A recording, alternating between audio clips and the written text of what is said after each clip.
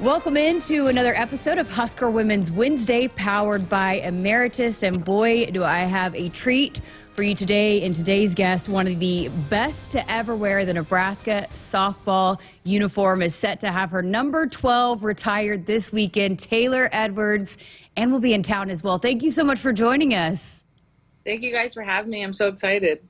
Well, jersey retired, number 12, going to be honored this weekend. Not a lot of people can say that they have that experience. What was that phone call like? Take us through the, the whole finding out that this is going to be happening for you. So we actually flew down to Lincoln for the reunion of our 2013 World Series team.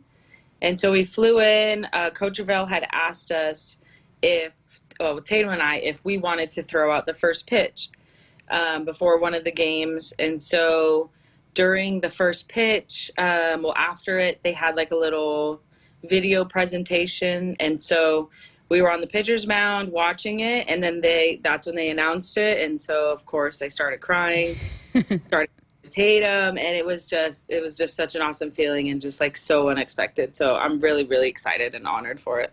What's it like for you now coming back to Lincoln? Like, how excited do you get to come back and be able to get back around the facilities, the programs, all the people that are here? Yeah, I'm really, really excited. I moved away from Nebraska, I believe it was like 2 years now. So I was pretty connected for a long time after I graduated, but now coming back and living in another state, it's just going to fill my heart a lot more, I feel like. And so I'm really excited to see the coaches again, give them a big old squeeze, hug them, and just connect with them and see the team and see the girls. Well, some people might be listening in, might be very familiar with their story. Some people might not be. So take me back to the beginning, the recruiting process with you and Tatum, and coming from California, how you landed on Nebraska, how you felt like this would be a good spot for you. So we knew at a very young age that we wanted to go to college together. So that was our set goal. And selfishly, we knew that our parents had to pay for 2 kids. So we were like, if we can go somewhere full ride scholarship so we can just try to give back to our parents, that's what we were going to do. So from the very beginning, Coach Ravel had actually wrote us individually handwritten letters. And at the time, that was like never heard of. And so it was really, really special that we got like a personalized letter from a Power 5 like top coach. And so that was how we got on board with Nebraska or even heard of them. And so throughout the recruiting process, Tatum and I would do like a pros and cons poster board list of the schools that were interested in us and that we were interested in as well. And it came down to Nebraska and Washington at the very end. And I believe our connection with the whole coaching staff is what led us to choose Nebraska. So that's awesome. What was it like for you two growing up being pitcher catcher? How did she end up the pitcher? How did you end up the catcher? I believe it started with Tatum pitching. And so when she went to her pitching lessons, somebody needed to catch her. So they were just like, okay, like we're just going to throw you in there. But then it kind of worked out because my dad used to catch when he used to play. And so it was just this whole cute little thing. And then I fell in love with it and I'm still doing it. That's awesome. So when you guys got here, immediately made an impact, how do you reflect upon even just like being able to get here and settle in and be able to get right to being able to contribute to this program? It was definitely good having weekly conversations with the coaching staff.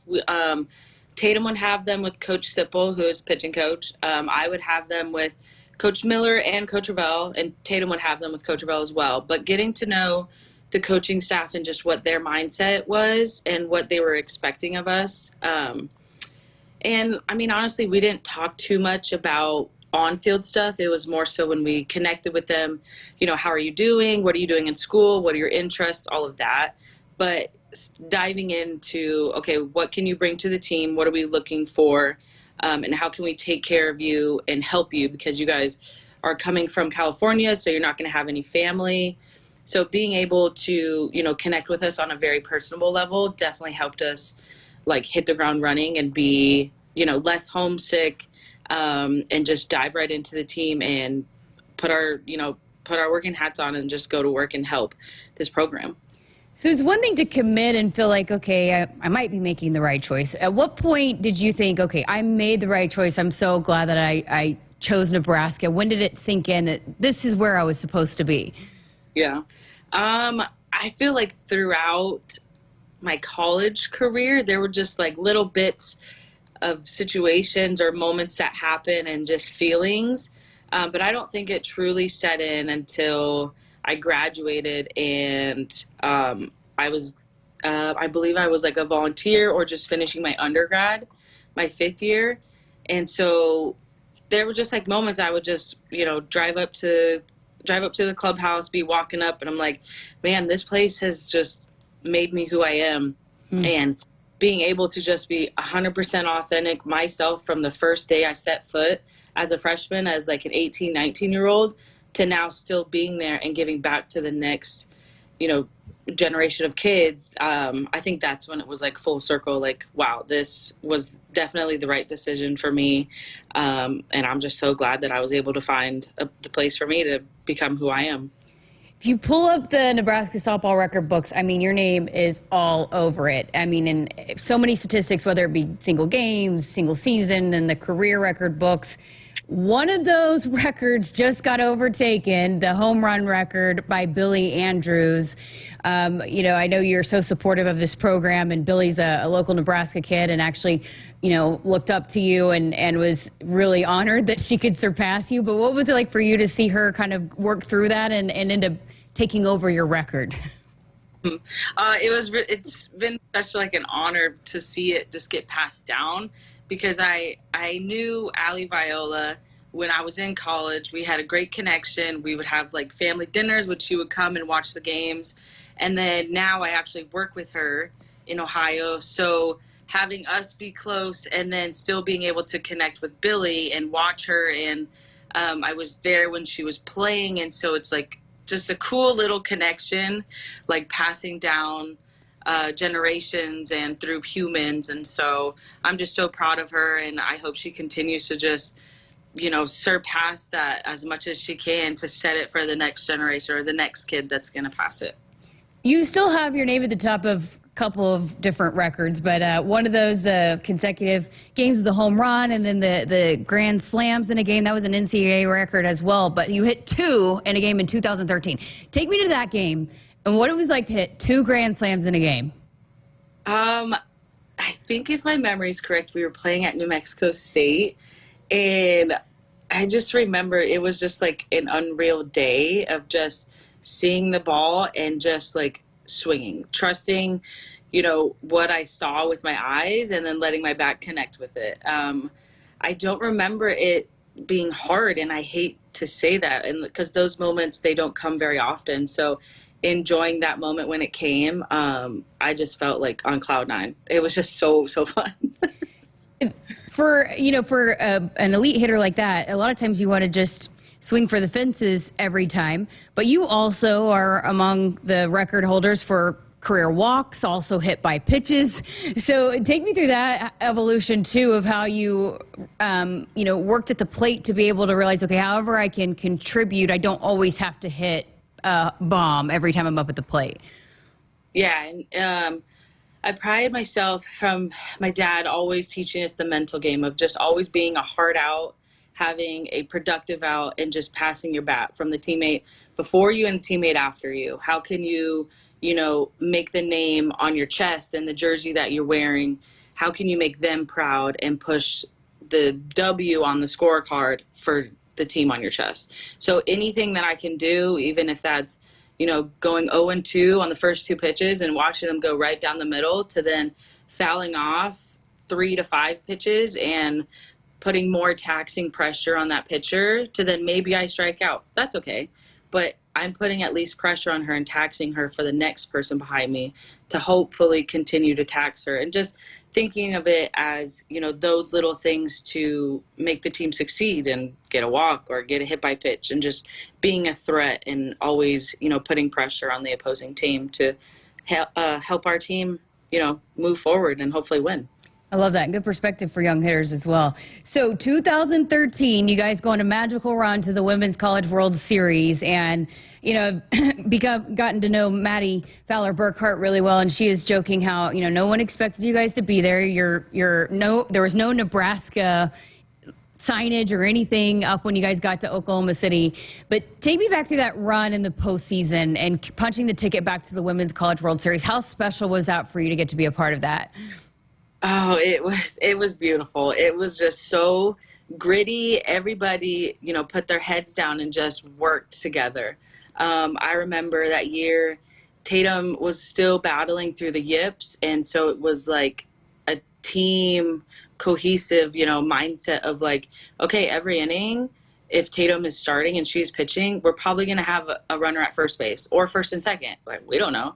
But we're always just going to be like, you know what? It's okay. This is the situation. How can we make it better? How can we put ourselves in a good situation to be able to succeed and just roll a double play or get the lead out? And so having the simple mindset of whatever the situation is, we can always find a positive and move forward and get better, or be a threat in the box, even if we're down by 6 runs in, the bottom of the 7th, or we're in a mercy situation, we need 1 run. So it's just, how can we chip away? I feel like our team that year, we had a great mentality of that, and just being just little gnats and clawing and doing anything until the very last out, from the very beginning to the very last out. But yes, I will say the NCAA didn't have any Nebraska gear. It's kind of full circle because my partner now, she played at at Oregon. And so we actually went back to Oregon this past fall, and that was the first time I'd been back. So and they have their new Jane Sanders Stadium, but I was like, I remember when this was the older stadium, and we came in here and nobody thought we could do it, and we beat them in supers going to the World Series. So I was like, that was kind of a little pride moment. I was like, I got to geek out over. You were the first All-American catcher for Nebraska, All-American. I mean, just again, the accolades are long and lengthy. But how did you develop into being that elite catcher? What went into that? What was that process like for you to be able to do all the things that you did while you were here in the Nebraska uniform? Honestly, I always tell Tatum that it was kind of her and how she started with the yips in high school. I feel like she definitely developed and made my blocking skills a priority, and communication skills. It helped me, get out of my own head and see catching in a different perspective, and how I could kind of just have raw, authentic communication with a pitcher, and keeping information and not getting emotional about it, or taking my at-bats and taking them personal if I didn't succeed, and taking that onto the field and then getting snippy or frustrated with the pitcher because they weren't throwing strikes or they weren't having, competitive pitches. So I feel like that definitely helped me in high school, and then going into college. I know Coach Miller helped me a lot with just having the ability to know my body as it continues to grow and fluctuate, and being proud of that, and how can I make movements efficient for me, and just always communicating and being loud, because I'm very soft-spoken, I'm very nice, I think. So on the field, I had to really tap into, a little bit more aggressive or a little bit stronger mentality to be louder on the field, be communicative, and just lead behind the plate. I love that. It's funny that you bring up the word nice, because if you ask anybody around here about you, that's one of the first words. Maddie told me you're one of probably the nicest teammates she's ever played with. Everyone says it about you. Why was that important for you? Why are you that way where, you are such a competitor, but, if you ask anybody else, they probably list you being a nice, kind human being, even more above you being an elite athlete. Oh, well, thank you for that. I don't know. I just think life is super short, while also being long in the mindset. But I just want to always be remembered as the human that I am, because I'll be a longer human than I was an athlete. So being able to just share kindness on the field, picking a bat up for the batter if it's a foul ball or something like that, or just having a little communication. Protecting the umpire is my number one job instead of taking care of the pitcher. Like, just kind of switching my mindset and just protecting, the little things and the simple things in the game, because this game is so hard. I'm like, well, I want to be a good human because we're all going to be in this hard situation. So why not find some joy or happiness within this hard sport that we do play? Love that. You talk about, we were talking about Billie earlier and just passing along and just the legacy. And it's really special to have seen, just since I've been here, the connections with Nebraska Softball and just the culture that's built.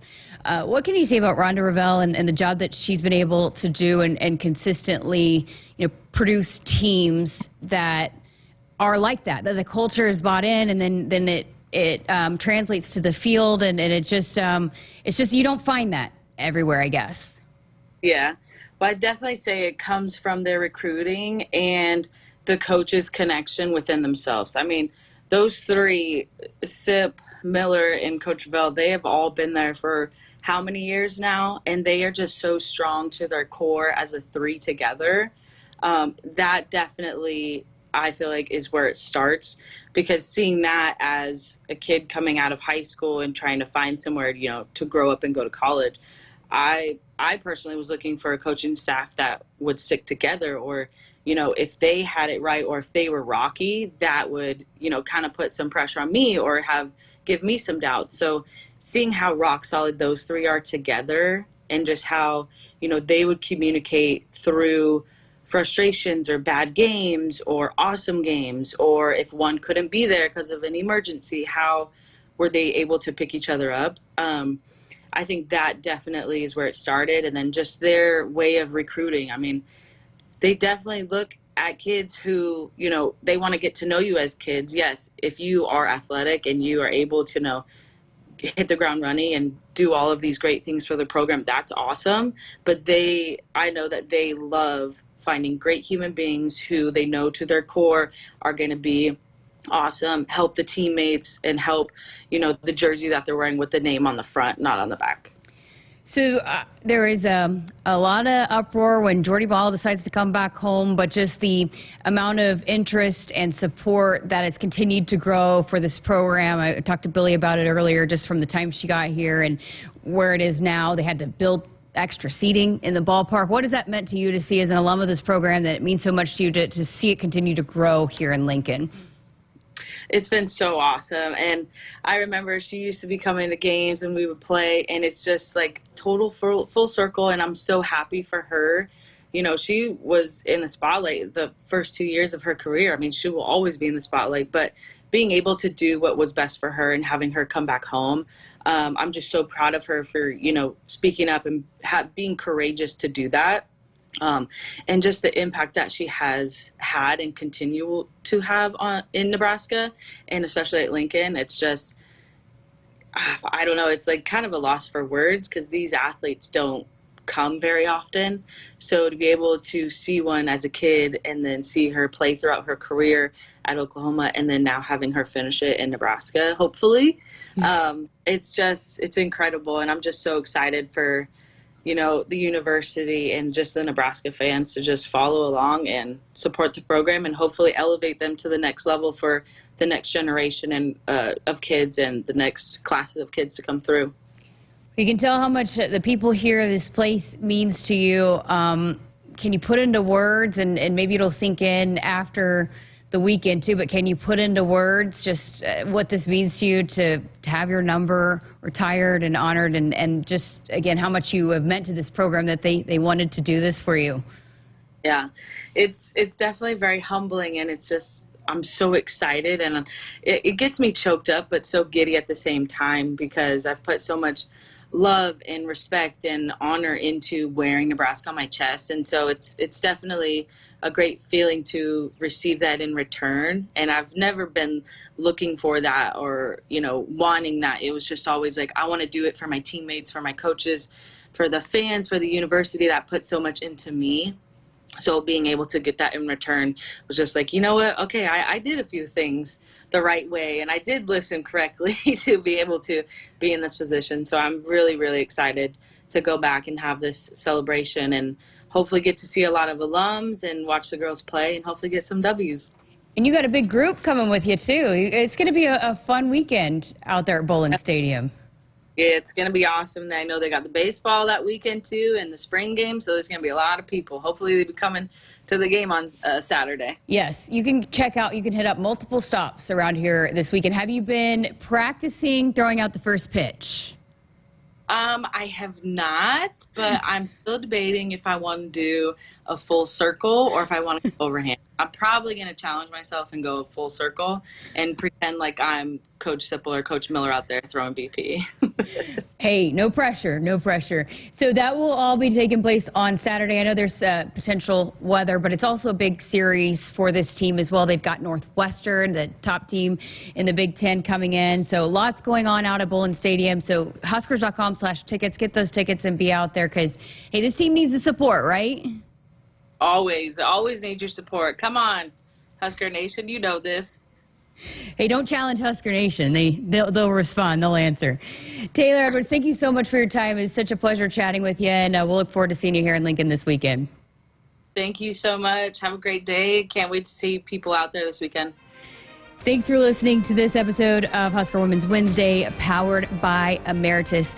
Emeritus is proud to power this podcast and all of Husker women's sports.